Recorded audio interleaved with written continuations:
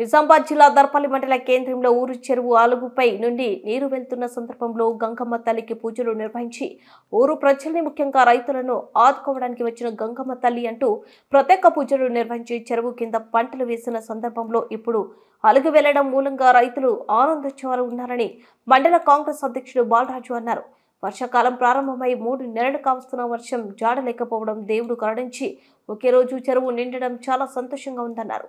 ఈ కార్యక్రమంలో MRO Malathi, MPDO Balakrishna, secretary Saifuddin, water man Rajender, Mahipal Yadav, Bachanna, GR Gangareddy, Arunolla Srinu, Jirra Mahipal, Potharaj తదితరులు పాల్గొన్నారు.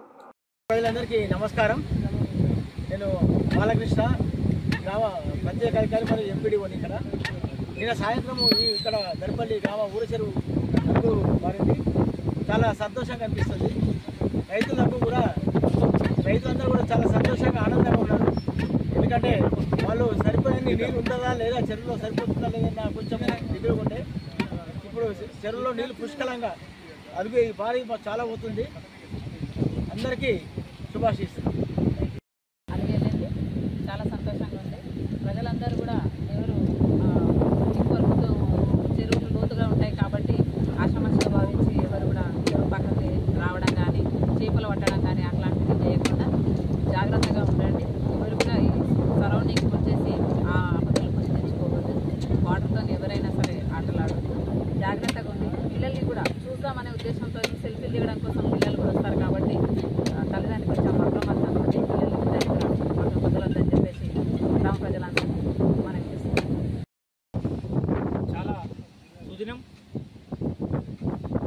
వర్షాకాలం ప్రారంభమై 3 నెలలు పూర్తయినా సరైన వర్షాలు లేక రైతులంతా ఆందోళన చెందుతున్న సమయంలో మరి దేవుడు కరుణించి పుష్కలమైన వర్షాలతోని దాదాపు ఒక రోజులోనే చెరువు నుండి రైతులందరికీ సంతోషకరమైన దినంగా ఈరోజు మనం చాలా సుదినంగా భావిస్తున్నాం.